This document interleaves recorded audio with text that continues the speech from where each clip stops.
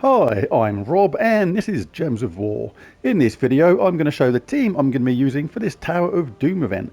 It's a fairly straightforward team to use and it can even be used for Explorer level 12. It is that powerful. We are restricted to green troops only, but I will be showing a couple of alternative teams as well, or giving you some options just in case you don't have some of the troops I'm going to be using in this team. But there's no mythics, which is really handy. Right, first things first, what I always recommend is that you go to the shop and make sure you grab at least tier 1. The reason is you get given a potion of enchantment. This means all your troops will start enchanted at the start of each and every battle, which really does make a difference. And you get some Doom sigils and some extra stuff as well. From tier 2 onwards, you can pick up some Doom of Natures guaranteed. But don't go thinking just because it says Doom in front of it, it's an amazing weapon. It's just okay. It deals damage to an enemy boosted by death marked enemies, then death marks all enemies. So you really have to cast this twice effectively to get it to be working to its full potential. But it's okay, but we're not going to be using it in this team at all. One thing of note is at tier 4 you can pick up an extra weapon, Doomed Poignard. This weapon's okay, deals damage to the last enemy boosted by green gems at a 1-to-1 ratio. And if they have a Doom, deal double damage. And then there's a 3% chance per tempering level to kill the enemy. One thing of big significance is that this weapon is in the Soul Forge at the same time. But don't go crafting it from the Soul Forge. Grab it from here with gems. Gems are way easier to get than diamonds, and this costs you effectively more to get the same weapon if you craft it in the Soul Forge. Right, now onto the fights itself. My guild has been kind enough to supply all the boss locations for all the rooms, so I know the first boss is in room 4. But unless you're in Mana Bombers Guild, do not go following the same pattern I do here, because each pattern is unique to each guild basically. So just because the boss is in room 4 for me, the unlock code, the unlock thing, whatever you call it, it doesn't mean say it's going to be the same for you unless you're in Mana Bombers. That is one really important thing to remember. Onto the team itself, we're going to go for Venoxia and Glitterclaw combination. This is a superb combination. Basically, Glitterclaw fairy fires all enemies. That is the key to Glitterclaw. It does deal damage as well, but it also transforms all blue to green to boost the effect. But it's the transforming blue to green which is really important, because that basically charges up Venoxia and Glitterclaw again. As well as that, we have a really handy third trait, gain enchant when matching red gems, and the second one's really good too, gain 1 magic when an ally casts a spell. Now, because we're getting 50% extra damage from Glitterclaw, Venoxia gets actually some pretty devastating damage, to be honest. As well as that, it creates 9 green and 9 blue gems, which helps charge up Venoxia and Glitterclaw once more. And this also has gain 1 magic when an ally casts a spell, so that is basically, we're getting magic boosted up across the board really quickly. Now basically we've got a Thunderbird here as well. This is another cool true damage weapon. Deals true damage to an enemy, and if there's a storm, deal 15 true damage to all enemies, and then remove the storm. Could have gone in Stormcaller class to force a storm literally every single round, but it may have meant too much yellow, so I'm going to try it out this way first. In Archer class, we're going to start battles with 50% mana. And the main champion talents are Hunt. Hunters mark a random enemy on 4 or 5 of a kind. Precision, gain 2 magic if using a missile, which we are. Entangle, the first enemy at the start of battle. Create a leaf storm at the start, so we do get that storm that we need. Wall of Vines, all green allies gain 5 armor. As well as that, we get Jolt of Sky, 25% chance to summon a Heronath when an ally casts a spell, but hopefully we won't need that, because we need to have someone die to make that work, and hopefully that's not the plan. And the last one is completely irrelevant. But I am starting with a potion of enchantment, and the active medals are a medal of Anu and a medal of Orpheus. Right, alternative teams for this, I'll just explain these quickly in case you don't have Venoxia or Glitterclaw.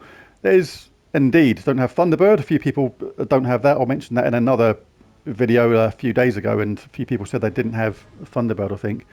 And but there are some really good alternatives. Another really good alternative for this, sticking on the true damage front, would be to go Life and Death as the weapon. Does effectively true damage, but then what you can do with that is go for a really good combination of Venoxia, and if you've got Arachnian Weaver, then go for Arachnian Weaver as well, because that is a absolutely lethal combination of those three. Arachnian Weaver, Venoxia, Life and Death, really, really powerful. Use Leprechaun to charge them up. Another really good way to go. Another really powerful green team that will just fly through most of these things is a Gobtruffle team. Just a couple of them in there. Just get going with Gobtruffle. Same as, what's her face? Queen Beatrix. Go with the Queen Beatrix team. That would work really well. Again, true damage. A lot of people would want to squeeze her into this team. If you don't mind a slightly slower start, she would work really, really well in this as well. Which does obviously generate brown at the same time where we don't use brown. Where I would use her is if, for example, if you don't have Life and Death either and you want to use something like Mounting Crusher as a mana generator, then it could be beneficial to just accept a slightly slower start. A slightly slower start. It's like a tongue twister. And chuck Queen Beatrix in there. She's going to generate brown and green. If you've got Mountain Crusher in, say, Titan class, that would work pretty well. You get 50% start. And that would work really well. And you could have Mountain Crusher at the top, then something like Venoxia and Glitterclaw underneath, and then Queen Beatrix at the bottom. Say that would work pretty well and protect Venoxia from being attacked as well. So a couple of options there, but let's roll with this one. The banner for this will be +2 green, +1 blue, -1 brown. And like I said, we are in Archer class. So let's stomp on. Floor 1, the key to be literally to cast Leprechaun at the start. See if we can get the troops charged up. But if we grab this, we nearly got charged up straight away. And now we've got that charged up. Thunderburst charged up. There is a storm. So this means they're going to accept 15 damage to all enemies, which is going to basically, we can put it anywhere and we're going to wipe out the rest of the enemies in a single go.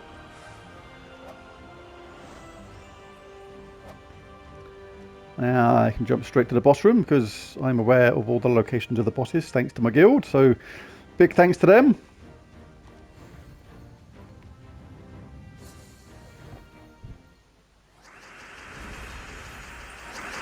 Always on the lookout for 4 matches at the beginning. Now we've got Venoxia. This is going to, again, wipe out the opposition in a single swipe. On to floor 2. Floor 2 is room 2. Like I say, this, I think, is going to be sufficient to just carry this all the way through this event. This team, because yeah, it's just really, really powerful. That combination of Glitterclaw and Venoxia is really, really, really good. We don't need it at the moment. It's not essential to cast Glitterclaw first to get that Fairy Fire effect, but certainly later on it will be relevant when the enemies get tougher.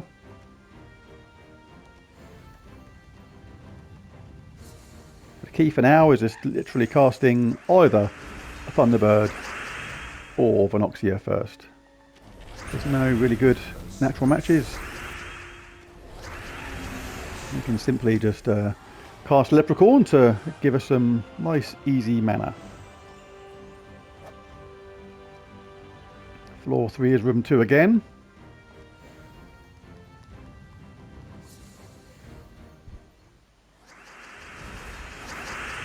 Okay, and no natural 4 matches, so we'll just cast Leprechaun and try our luck.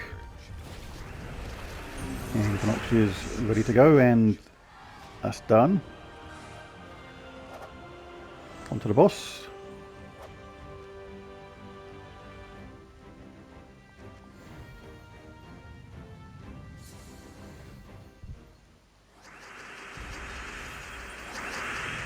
Got a red match there, don't use red, but might as well grab it. Can often cause some random cascade, which can really help the effect.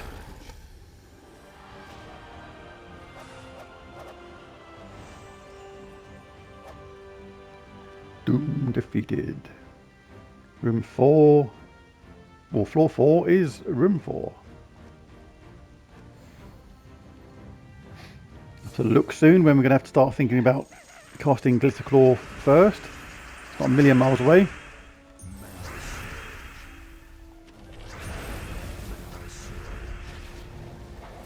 The reason why I didn't cast Glitter then straight away is because it does damage to a single enemy. Like I say, the main effect Glitter Claw, the main reason Glitter Claw is there is because of that Fairy Fire effect.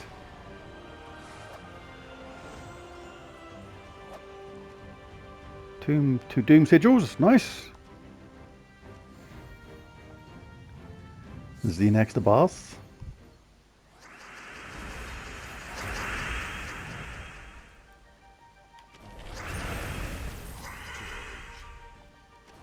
Still just about in the realm of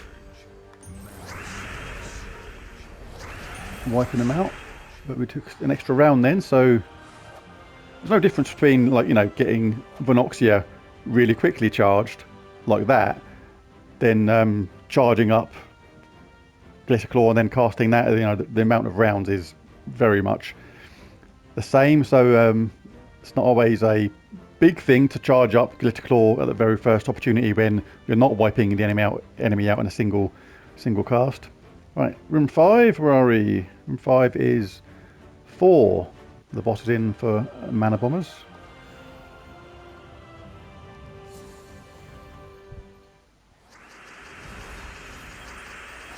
I'll start on red. If we don't use it.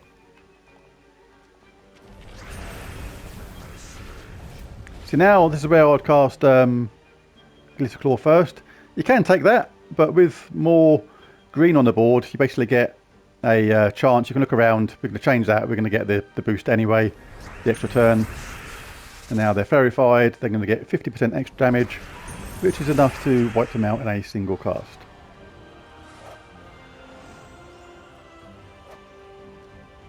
On to the boss. I haven't had to use the Thunderbird weapon much yet. It's all been about Venoxia and Glitter Claw, but that's the way it's going to go most of the time. Those two are an awesome combination. Combined with the enchant you get at the beginning, then it is very good indeed.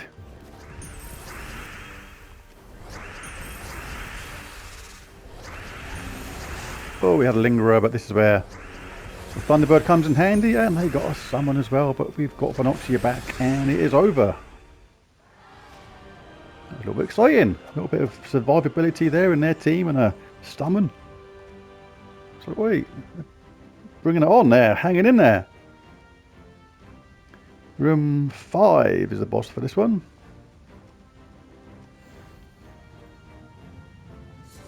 Xanathos. Thinks he's so hard, but he's absolutely rubbish. Standing there giving all that, but he's not, he's crap. But he was a super early troop, so we'll let him off on his crapness. Doesn't always matter sometimes about getting the alignment on the transform on Glitter Claw spell. It's getting the Fairy Fire going, which is the main thing. Wouldn't not cast it just because it doesn't align to a 4-match sometimes. Maybe if you're just about to set up the other team, for example, that might be a good idea when not to, especially on the later stages. But ordinarily, cast away.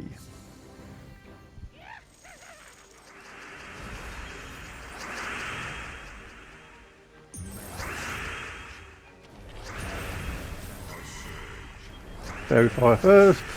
That Doom is not affected at the bottom. This is where it's going to slow the team down ever so slightly, but we've got a Thunderbird weapon to deal with them. Or an extra cast of Venoxia. Even better. Floor complete. On to the next. Just do a few more. Might do up to, I don't know, 10 maybe? What are we now? Floor 7. This is in room 5 as well.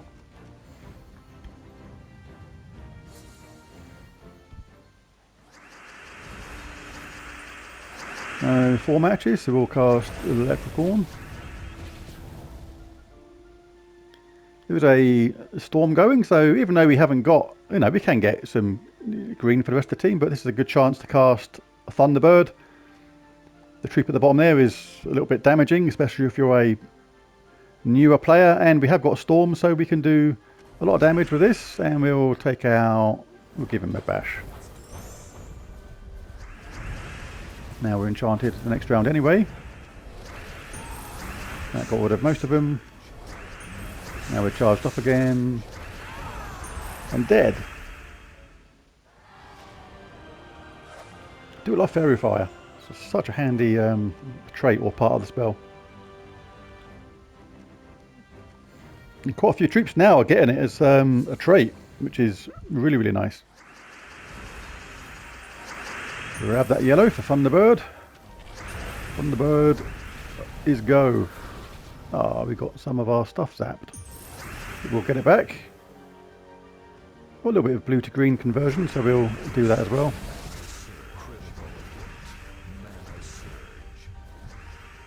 AI wants 800 turns. Get out of it. One cast. Charged up again. Bida bada boom. Boom shakalaka, baby.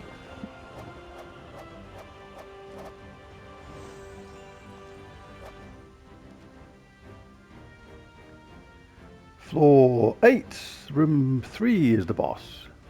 First boss in room 3, I think.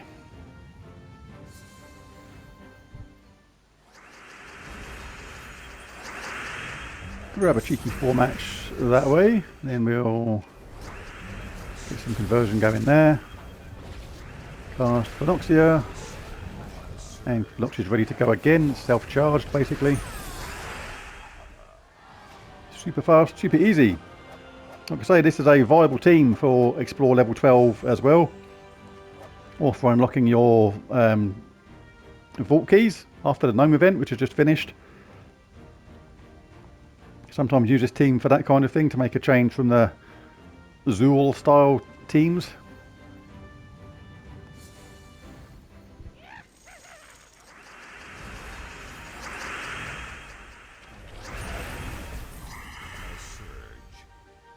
I think we'll cast this first, then wait one more round. Ah, we got charged now, look.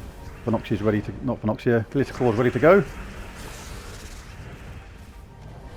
Now Phenoxia, and they are near doom.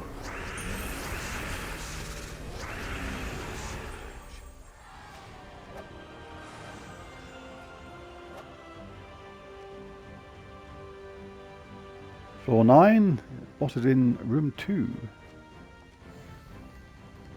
Yeah, so coming to the end of this video now, and as you can see, the combination of Glitterclaw and Phenoxia is pretty devastating. Alright, I don't want Spirit Fox draining our mana particularly, but oh, we can get a 4-match here, look. And we'll get a conversion here, so we'll keep the loop going, and that's got the Fairy Fire going, which gives Phenoxia a ton more damage. And then pick your poison if you want to finish off the annoying fox with. Alright, so we'll just do the boss, and then room 10, and then we'll call the video a day. Video, you're a day. And the joke still doesn't get funny. And I can't sing, so why am I singing? Yeah, because I'm going slightly mad. As Queen once said in a very, very good song.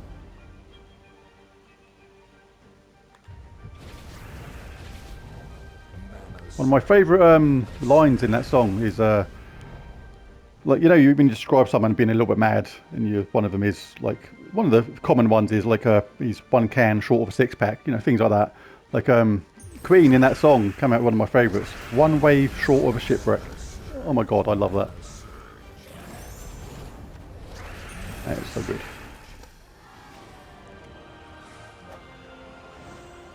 Right, so where are we? Was that room 9 or room 10? That's room 10 now. And this is room 3, boss. This is the last couple of battles, so... If you found, oh no, it's not, because we've run out of sigils, so that is officially the end. There it is. There's the team. There's how you use it. Really good for this Tower of Doom and Explore level 12 and getting those vault keys unlocked in a hurry. If you enjoyed the video, be sure to hit that like and subscribe button if you haven't done so already, because it really does help. Most of all though, thanks for watching. Catch you again next time. Bye for now.